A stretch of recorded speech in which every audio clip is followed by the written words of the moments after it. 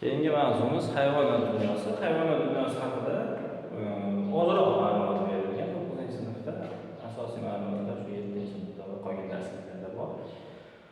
Xo'p, hayvonot dunyosi yer yuzida hayvonlarda 2,5 milliondan ortiq turi bor.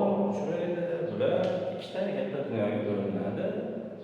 Bir hujayrali va ko'p hujayrali hayvonlar. Bundan tashqari umurtqalilar va umurtqasiz hayvonlar deb bo'linadi.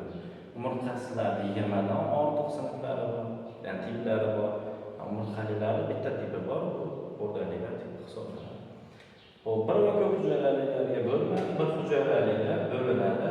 So'xtayoqlilar, xirchilliklar, infuzoriyalar va sporalilar degan 4 ta sinflar mavjud. Bitta so'xtayoqlilarga bo'lamiz amyobalar, xirchilliklarga evgelina ulvokes, infuzoriyalarga tufelka, sporalilarga nozim va bezgak parazitlari kiradi. Bitta sporalilar hammasi parazit hisoblanadi. Qolgan vakillari hozirgi aytganimdek amyoba, evgelina ulvokes va tufelkalar bular erkin yashovchi vakillar hisoblanadi.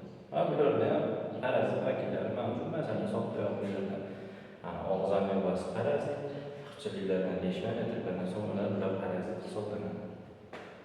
Xo'p, bular harakatlanishi taksis deb ataladi. Va bular asosan biofiltr vazifasini bajaradi, ya'ni suvda organik moddalardan, qoldiq moddalardan tozalash vazifasini bajaradi. Va bular noqulay sharoitda sista ko'rinishga keladi, ya'ni usti o'zini qovoq bilan ular sista ko'rinishga yutib oladi va qachon bir qulay sharoit paydo bo'lganda qovog'ini yorib chiqib, yana hayotini davom ettiraveradi. Xo'p, endi shu asosiy ma'lumotlar 8-mavzumuz laboratoriya, pichani bitmas hayvonlarni ko'rish, ya'ni infuzoriyalarni, tufelkani ko'rish. Buni laboratoriya qilib ko'rishimiz kerak. Ya'ni pichan bilamiz, somonni suvga o'tib turib baklash kerak. Masalan, somon suv quyib og'zini bekitib, bir necha kun iliq joyda saqlab, o'sha hosil qilgan suvdan mikroskopga qo'yib ko'rganimizda shu pichan bitmas, ya'ni tufelkani ko'rishimiz mumkin. Tufelka deyilishiga sabab tuflini tagi charmiga o'xshagani uchun. Undan keyin ko'kashli suvlarni mikroskopda ko'rish, bu ham laboratoriya mashg'ulot hisoblanadi.